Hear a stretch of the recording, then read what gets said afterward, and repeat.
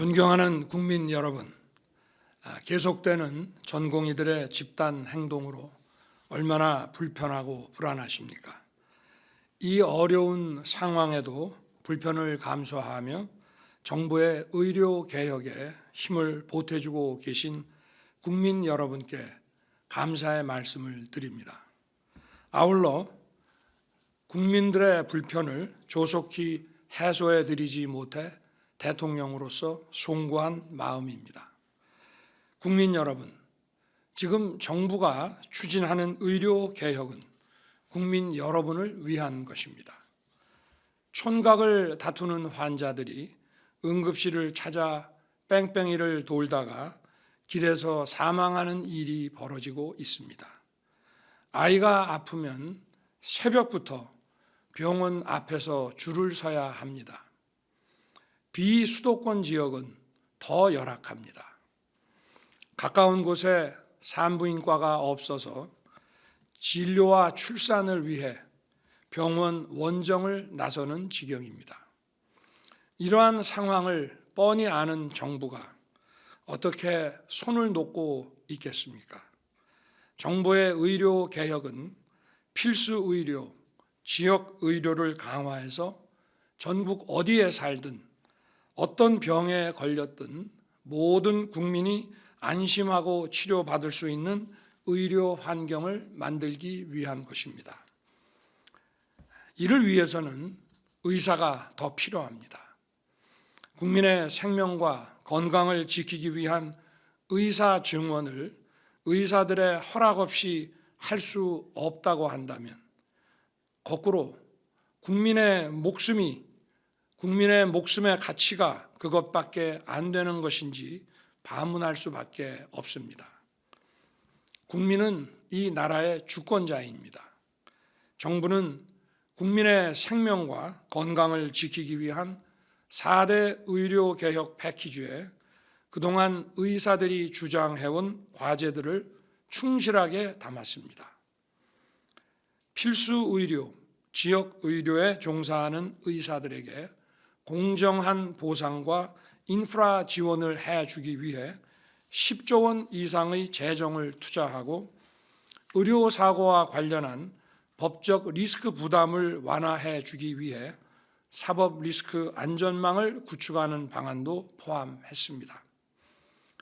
의료사고 처리 특례 법안, 필수 의료 투자 계획, 전공의 수련 환경 개선, 전문의 중심 병원 전환, 의료 전달 체계 개선 과제 등 국민과 의사 모두를 위한 구체적 개혁 방안을 제시했습니다.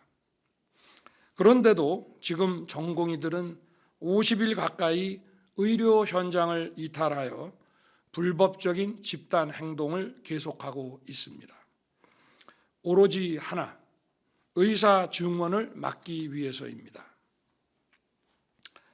만일 증원에 반대하는 이유가 장내 수입 감소를 걱정하는 것이라면 결코 그렇지 않습니다.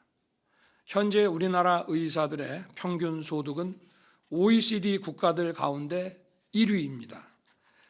20년 후에 의사가 2만 명이 더 늘어서 수입이 줄어들 것이라는 걱정은 기우에 불과합니다.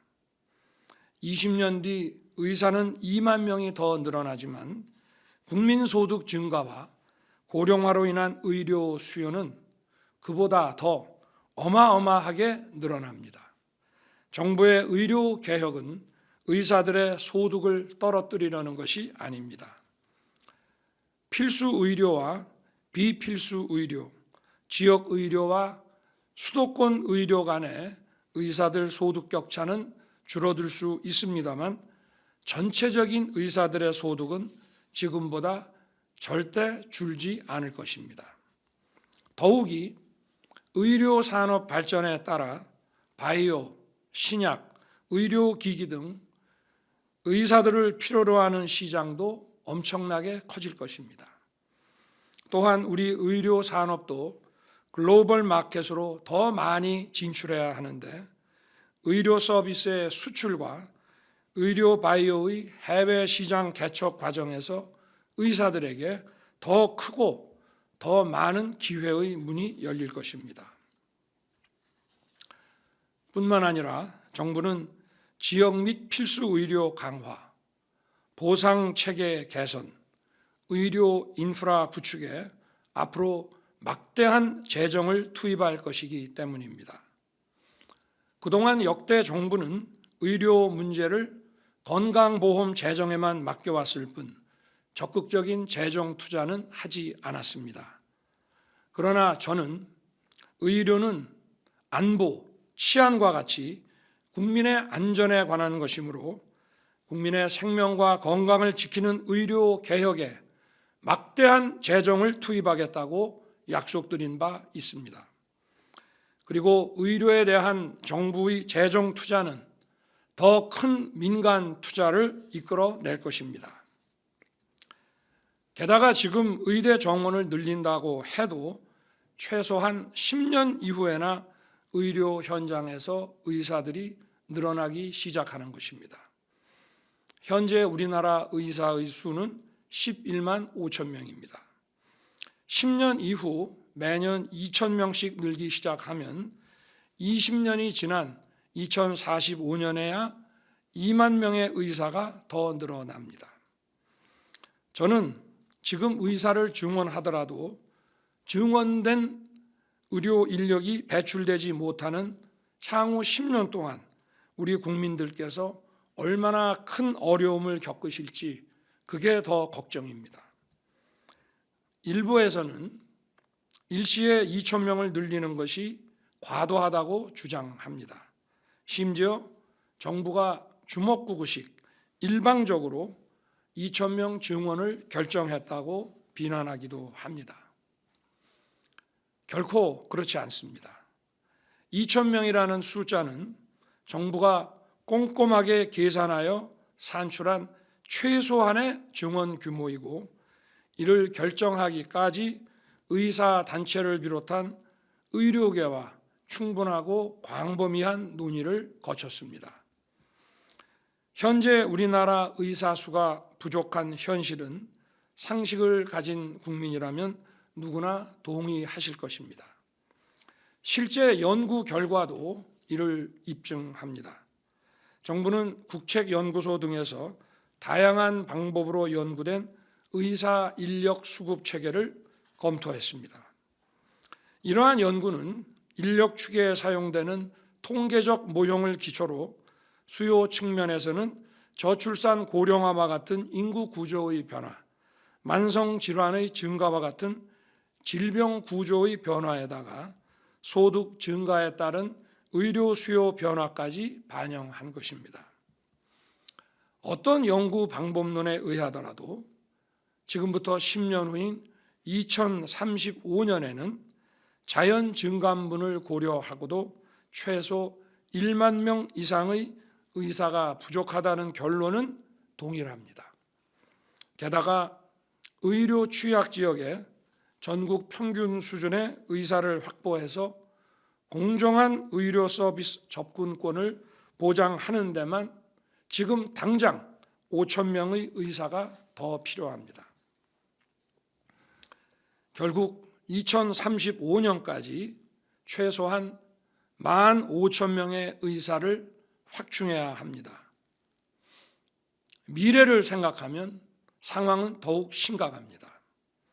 2000년 의학분업 당시 고령 인구 비중은 7%에 불과했습니다. 현재는 20%이고 2035년에는 30%에 육박합니다. 통계에 따르면 65세 이상 노인들은 30대, 40대 대비 11배의 입원 서비스를 이용합니다. 고령화율이 30%에 달하는 일본은 입원 환자의 평균 입원 일수가 OECD 평균의 3배를 넘습니다. 고령화가 의료 수요를 폭발적으로 증가시키는 것입니다. 의사 고령화도 심각한 문제입니다. 2022년 6.8%인 70대 이상 의사 비중이 10년 후인 2035년에는 19.8%에 이르게 됩니다. 의사들의 근로시간도 줄어들고 있습니다. 최근 통계를 보면 의사 근로시간은 평균 12%, 전공의 근로시간은 평균 16% 감소했습니다. 이에 더해 고령화에 따른 보건산업 수요도 증가하고 있습니다. 당연히 더 많은 의사가 필요합니다. 그럼에도 지난 27년간 의대 정원을 단 한 명도 늘리지 못했고 오히려 줄였습니다. 2000년 의학분업 당시 의사단체의 요구에 굴복해서 2006년까지 의대 정원을 단계적으로 351명이나 감축했습니다. 감축된 정원을 감안하면 지금까지 7,000명의 의사를 배출하지 못한 것이고 2035년까지 따지면 그 규모가 1만 명에 달합니다. 더욱이 최근 미용 성형 의료로 의사가 매년 6에서 700명 가까이 빠져나가고 있습니다. 결국 필수 의료를 담당할 의사들은 20년 전에 비해 매년 1,000명 가까이 줄어드는 것입니다.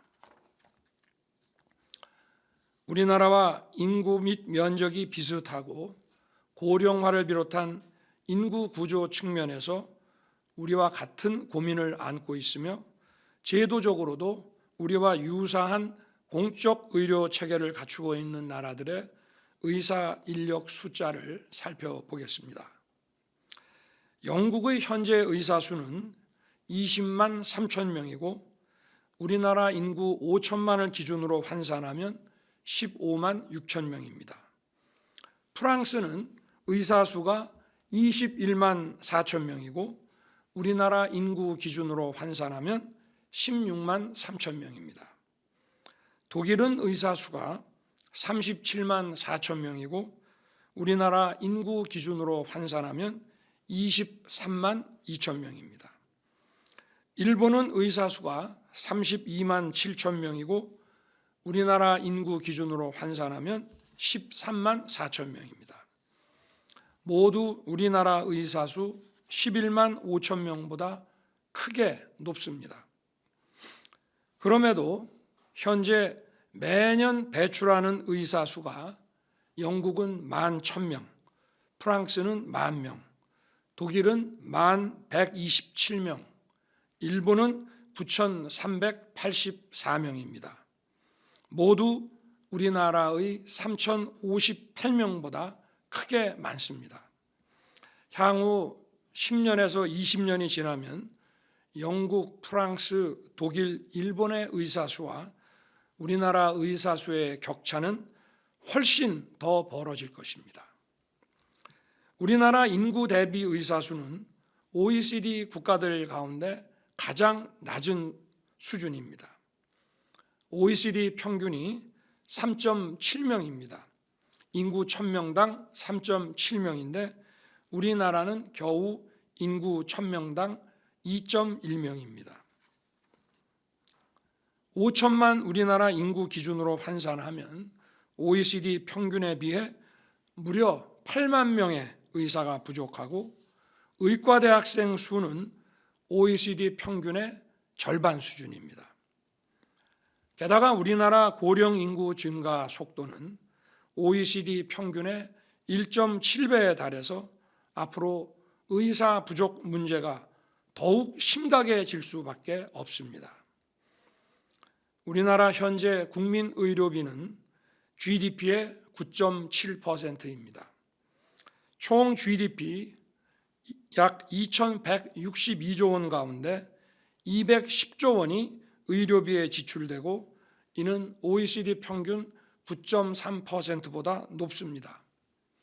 게다가 최근 6년간 우리나라의 GDP 대비 국민 의료비 증가 속도가 OECD 평균의 3배에 달할 정도로 의료 수요가 가파르게 증가하고 있습니다. 결국 급증하는 의료 수요를 감당하지 못해서 응급실 뺑뺑이 소아과 오픈런이 발생하는 것입니다. 의사 한 명이 너무 많은 환자를 진찰해서 3분 진료라는 말까지 나오고 있습니다. 지역의 종합병원과 지방의료원은 수억 원의 연봉을 제시해도 의사를 구하지 못하고 있습니다.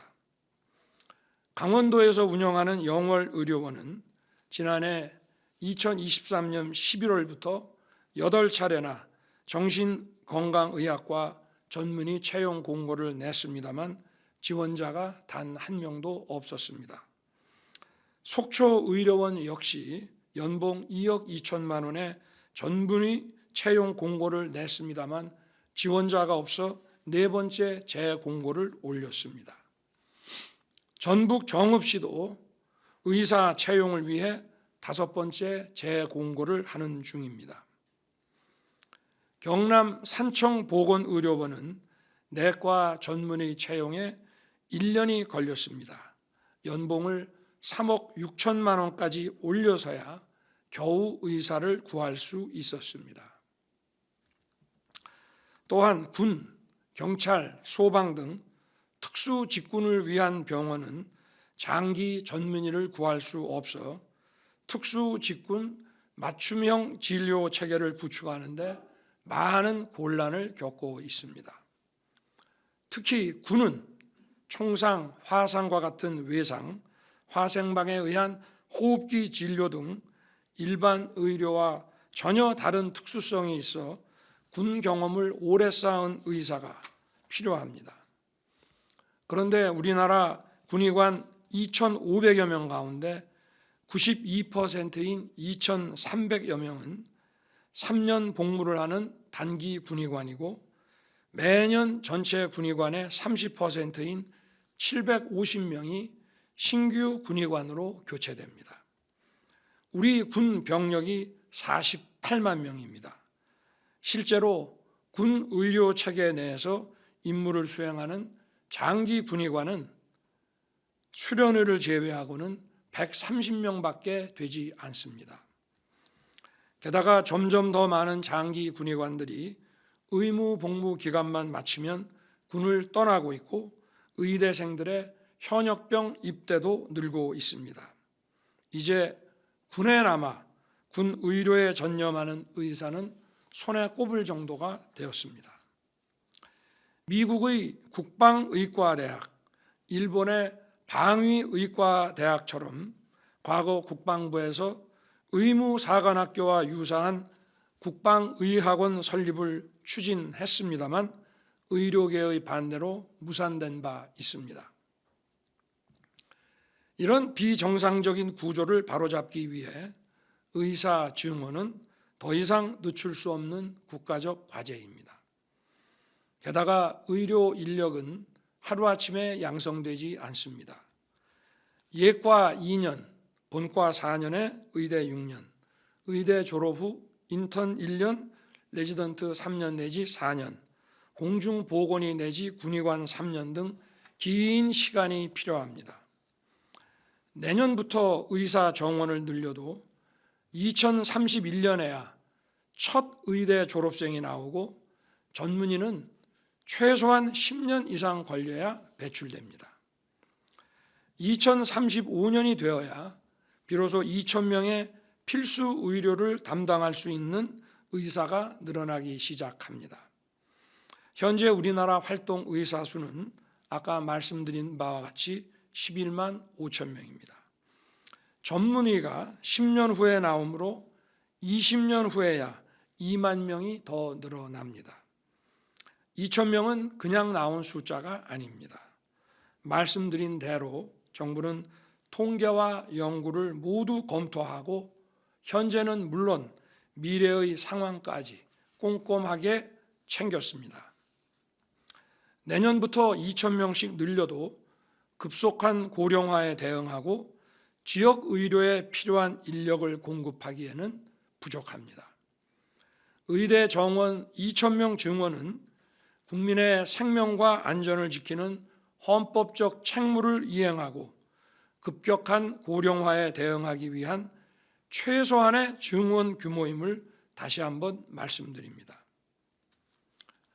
국민 여러분, 논의가 부족했다는 일부 의료계의 주장 역시 사실을 왜곡한 것입니다.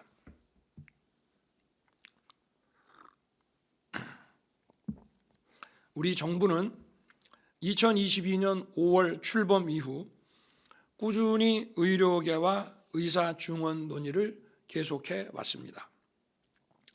의료계가 참여하는 의료현안협의체, 의사인력 수급 추계 전문가 포럼, 보건의료정책심의위원회와 그 위원회 산하 의사인력 전문위원회 등 다양한 협의기구를 통해 37차례에 걸쳐 의사 증원 방안을 협의해 왔습니다. 특히 대한의사협회와 보건복지부 양자협의체인 의료현안협의체에서는 2023년 1월 이후 무려 19차례나 의사 증원 방안을 논의해 왔습니다. 이 협의체에는 대한의사협회 산하단체인 대한전공의협의회도 참여하였습니다.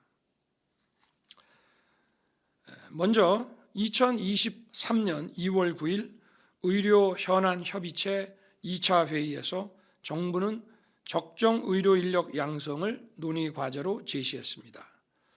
같은 해 3월 16일 3차 회의에서는 보건복지부와 대한의사협회가 의료인력 확대와 필수 의료인력 재배치 그리고 의사 근무 여건 개선 방안을 병행하여 논의하기로 한 바 있습니다. 3월 30일 제5차 회의에서 보건복지부는 대한의사협회에 의사 수급 전망 연구 결과를 제시하며 부족한 의사 수를 설명하고 전공의 협의회 회의와 대한의사협회 대의원 총회에서 반드시 의대 정원 증원을 논의해 달라고 요청했습니다. 4월 20일 7차 회의에서는 의사 증원과 함께 추진해야 할 정책을 논의하고 대한의사협회 대의원 총회에서 의사 인력 확충과 재배치 방안을 논의해 줄 것을 다시 요청했습니다. 이어 5월 4일 8차 회의에서 보건복지부는 의료 인력 충원에 대한 대한의사협회의 협의 원칙과 방향 제시를 요구하였습니다. 6월 8일 10차 회의에서는 의사 인력 확충과 재배치를 위해 과학적 근거에 기반하여 적정 의사 인력 확충 방안을 논의하고 확충된 의사 인력의 지역의료 필수의료 유입 방안과 전공의 수련 및 근무 여건 개선 방안을 마련하기로 보건복지부와 대한의사협회가 합의한 바 있습니다. 2023년 8월 16일에는 법적 심의 기구인 보건의료정책심의위원회에서 대한의사협회, 대한병원협회를 비롯한 의료서비스 공급자 단체, 수요자 단체 대표들과 함께 의사 인력 확충 방안을 논의했습니다. 위원회 산하에 보건의료정책심의위원회 산하에 의대 교수, 전공의협의회 대표, 병원장, 전문가들로 의사인력 전문위원회를 구성해서 의사인력 증원과 양성에 관한 세부 정책 논의를 병행하기로 했습니다. 의사인력 전문위원회에서는 2023년 8월부터 12월까지 무려 9차례에 걸쳐 의사인력 수급 전망과 증원 규모, 의대 정원 확대 규모와 의대 교육 역량, 전공의 수련 개선 방안과 전문의 제도 개선 방안을 논의했습니다.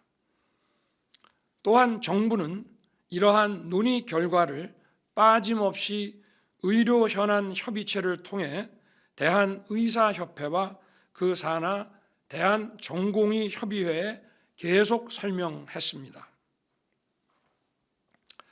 대한의사협회는 2023년 11월 15일 의료현안협의체 제17차 회의에서 과학적 객관적 데이터에 입각하고 필수 의료, 지역 의료를 살리는 대책이 선행된다면 의대 정원 확대 논의가 가능하다는 입장을 밝히기도 했습니다. 2023년 12월 계속된 제20차부터 23차 회의에서 정부와 대한의사협회는 의사 현황과 의사 수요, OECD 사례 등에 기반해 의사 인력 확충 방안을 계속 논의해 왔습니다. 정부는 지역 간 의료 격차 통계, 미래 의료 수요 증가와 의사 수급 전망, 의료 현장 실태 조사 결과 등 의사 부족과 증원의 근거를 제시했습니다. 또한 의료사고 법적 부담 완화 방안, 전공의 근로 여건 개선을 포함한 인력 시스템 혁신 방안, 의료 전달 체계 개선 방안 등 의사 증원과 함께 추진할 정책 과제를 논의했고, 의학교육 평가 인증 기준 개선, 교수 인력 확대 등 의학교육의 질을 높이는 방안도 논의했습니다. 이처럼 논의를 계속한 끝에 2024년 1월 15일과 16일에 걸쳐 대한의사협회, 대한전공의협회, 대한병원협회 등 6개의 단체에 공문을 보내 적정 의대 증원 규모에 대한 의견을 제출해 달라고 요청했습니다. 아울러 2024년 1월 17일 보건복지부는 제25차 의료 현안 협의체에서 의대 증원 규모를 제시해 달라고 의사협회에 공식적으로 요청했습니다. 이에 대해 대한의사협회는 의대 정원 증원 규모에 대한 의견을 제출하지 않았습니다. 그러면서 의사가 부족하지 않다는 주장만 되풀이했습니다. 대한전공의협의회 역시 아무런 의견을 제출하지 않았습니다. 한편 정부는 2023년 10월 19일 필수의료 혁신 전략을 발표한 이후 의학교육의 질을 유지하면서 확대 가능한 의대 정원 규모를 파악하기 위해 2023년 10월 27일부터 11월 9일까지 전국 40개 의과대학을 대상으로 증원 수요 조사를 진행했습니다. 우리나라 의과대학의 현재 입학 정원이 전부 합쳐서 3,058명입니다. 전체 의과대학이 제시한 2025학년도 의대 입학 정원의 증원 수요는 최소 2,151명에서 최대 2,847명에 달했습니다. 나아가 각 대학은 정원을 지속적으로 확대해서 2030학년도까지 최소 2,738명에서 최대 3,953명의 추가 증원을 희망했습니다. 이는 향후 대학이 정부 지원 등에 의한 추가 교육 여건 확보를 전제로 제시한 추가 증원 희망 규모입니다. 이와 함께 정부는 이처럼 의대 정원을 늘려도 교육의 질은 떨어지지 않음을 여러 통계와 조사로 확인했습니다. 2023년 기준으로 의대 전임 교원 1인당 학생 수는 평균 1.6명으로 증원을 해도 법정 기준인 교원 1인당 학생 수 8명에는 크게 못 미칩니다. 또한 복지부는 각 대학의 수요 조사의 타당성을 검토하기 위해 관련 전문가로 의학교육 점검반을 구성해 의대 교육 여건에 관한 서면 검토 및 현장 점검을 실시해서 학교별 상황을 면밀하게 점검했습니다.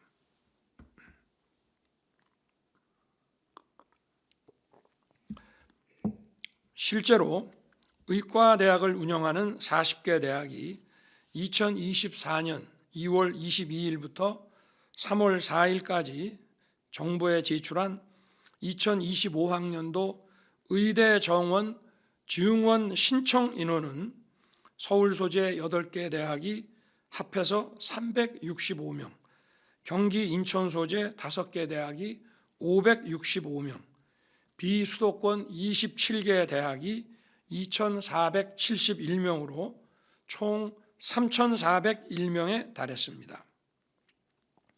이는 2023년 11월 각 대학이 회신한 의대 증원 최대 규모인 2,847명을 훨씬 뛰어넘는 수치입니다.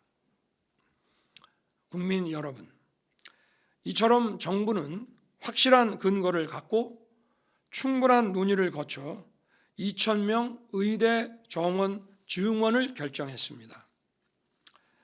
국민의 의료 수요를 충족시킬 수 있는 적정 수준의 의료 서비스를 공급하려면 의사 인력이 먼저 충분히 공급되어야 하고 교육과 훈련도 뒤따라야 합니다.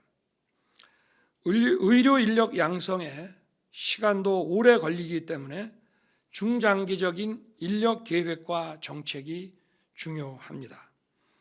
그런데 증원 규모에 대한 구체적 숫자를 제시해 달라는 정부의 요청에 묵묵부답으로 일관하던 의료계는 이제 와서 근거도 없이 350명, 500명, 1,000명 등 중구난방으로 여러 숫자를 던지고 있습니다.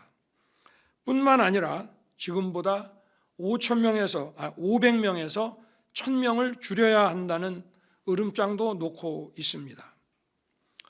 의료계가 증원 규모를 2,000명에서 줄여야 한다고 주장하려면 집단 행동이 아니라 확실한 과학적 근거를 가지고 통일된 안을 정부에 제시해야 마땅합니다. 더 타당하고 합리적인 방안을 가져온다면 얼마든지 논의할 수 있습니다. 정부의 정책은 늘 열려있는 법입니다. 더 좋은 의견과 합리적 근거가 제시된다면 정부 정책은 더 나은 방향으로 바뀔 수 있는 것입니다. 하지만 제대로 된 논리와 근거 없이 힘으로 부딪혀서 자신의 뜻을 관철시키려는 시도는 결코 받아들일 수 없습니다. 불법 집단 행동을 즉각 중단하고 합리적 제안과 근거를 가져와야 합니다. 정부가 충분히 검토한 정당한 정책을 절차에 맞춰 진행하고 있는데 근거도 없이 힘의 논리로 중단하거나 멈출 수는 없습니다. 꼭 2,000명을 고집할 이유가 있냐? 점진적 증원을 하면 되지 않느냐고 묻는 분도 계십니다.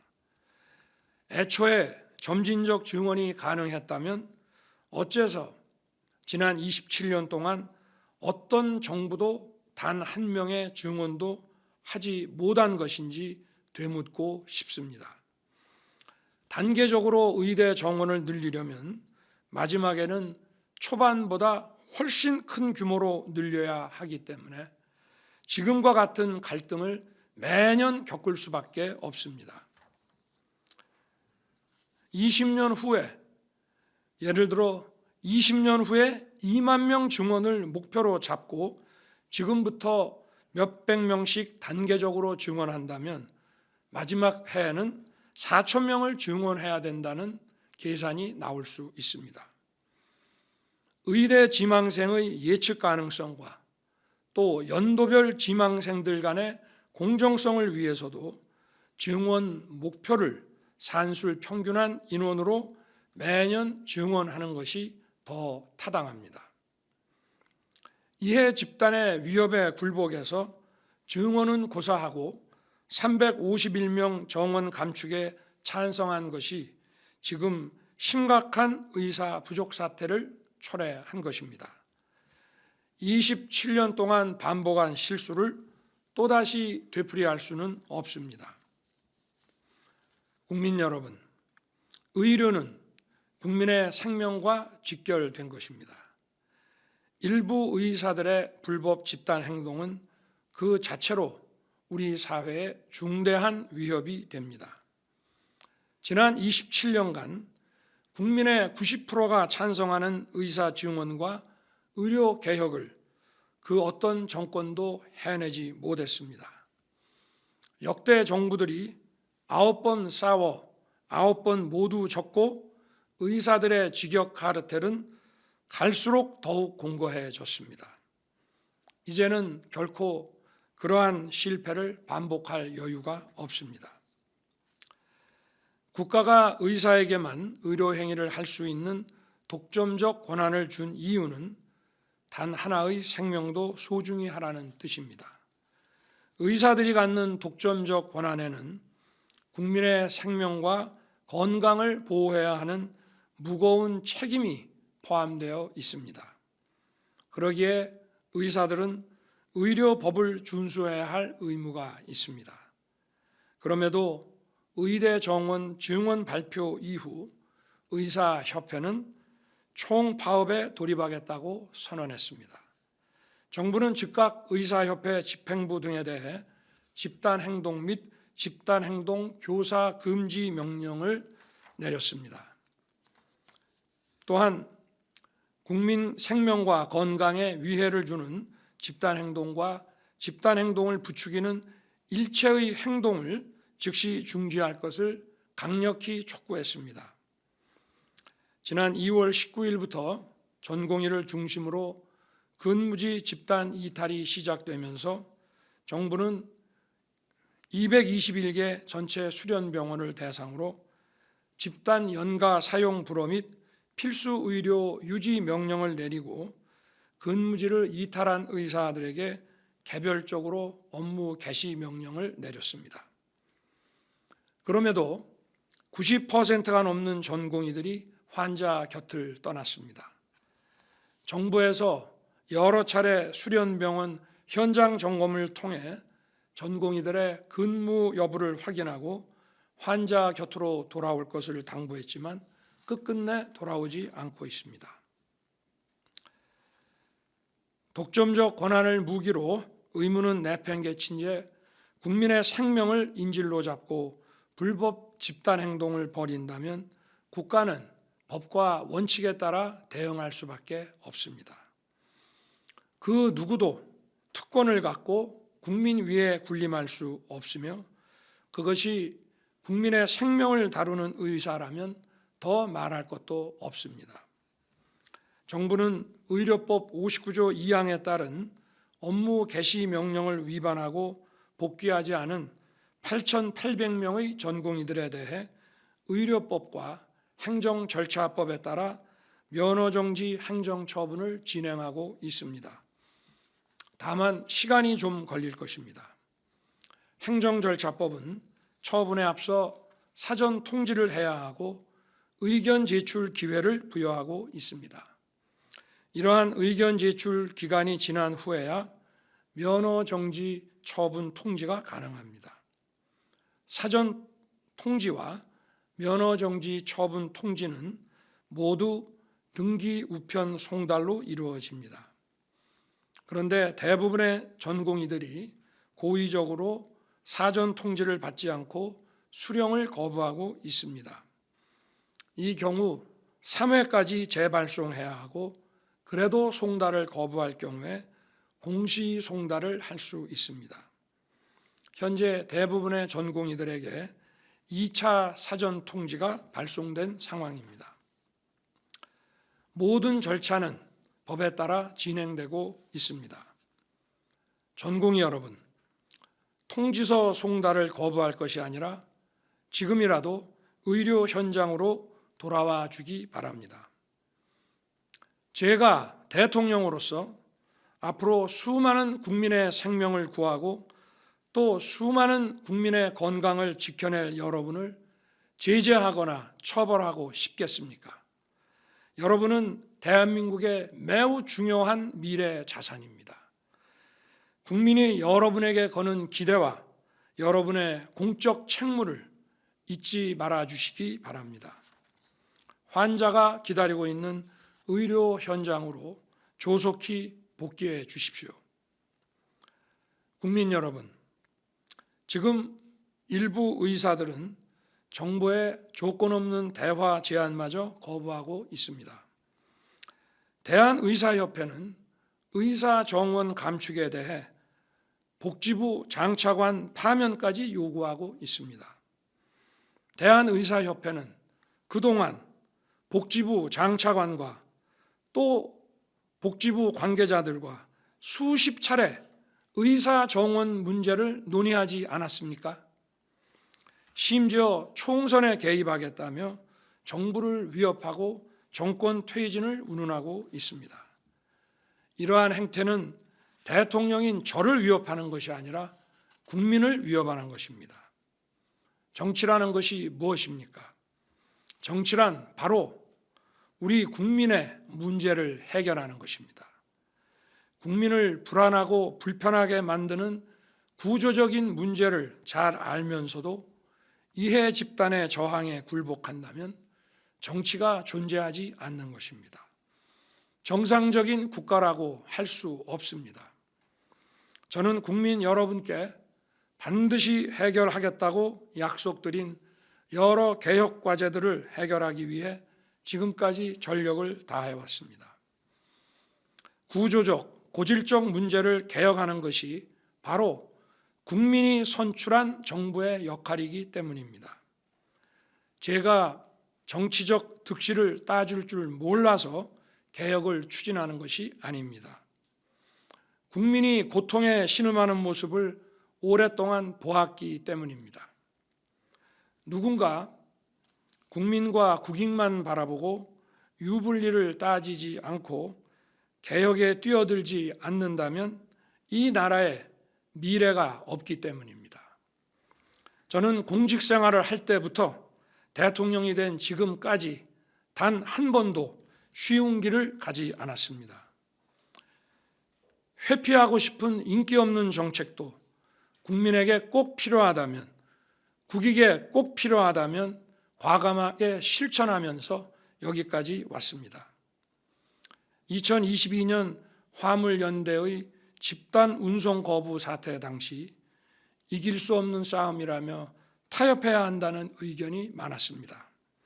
하지만 법과 원칙에 따라 총 932명에 대해 업무 개시 명령을 발동했습니다. 선량한 화물차 기사들을 폭력으로부터 보호하는 데 최선을 다했고 결국 사태를 해결할 수 있었습니다. 건설 현장의 건폭에 대응할 때에도 노조 단체와 지지 세력들은 정권 퇴진과 탄핵을 외치며 저항했습니다. 만약 그때 물러섰더라면 건물과 산업시설 건설에 엄청난 차질이 빚어지면서 우리 경제와 일자리에 악영향을 끼쳐 결국 국민에게 그 피해가 고스란히 돌아갔을 것입니다. 건전 재정 기조에 대해서도 여당과 지지자들도 반대했습니다.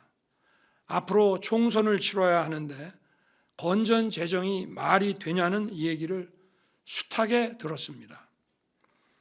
우리 정부 출범 당시 6 내지 7%에 이른 물가가 건전 재정 기조가 아니었다면 지금 2 내지 3%대로 잡히지 않았을 것이고 과도한 국채 부담으로 국채와 회사채 금리가 치솟았을 것이며 고금리 시대에 금융시장 안정을 기할 수 없었을 것입니다.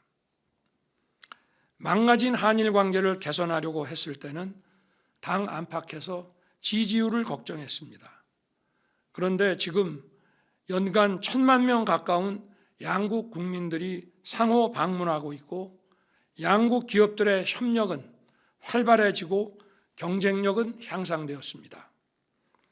사교육 카르텔을 혁파하고 늘봄 학교를 추진하는 과정에서도 적지 않은 반대와 저항이 있었습니다. 아이들과 미래 세대를 위한 정책을 추진하는데 정치적 유불리를 따질 수 없는 일입니다. 원전 정책 정상화는 탈원전 세력들의 강력한 저항에 부딪히기도 했습니다. 하지만 결국 원전 생태계가 살아났고 우리 모든 산업 생태계가 활력을 찾게 됐습니다. 반도체 등 첨단 산업은 원전 없이는 불가능합니다. 옳은 정책이지만 지지율이 떨어진다. 그걸 꼭 지금 해야 할 필요가 있느냐며 만류하고 막아서는 사람이 많았습니다. 지금 의료개혁도 마찬가지입니다. 하지만 국민 여러분, 국민의 생명과 건강이 걸린 문제를 어떻게 대통령이 유불리를 따지고 외면할 수 있겠습니까?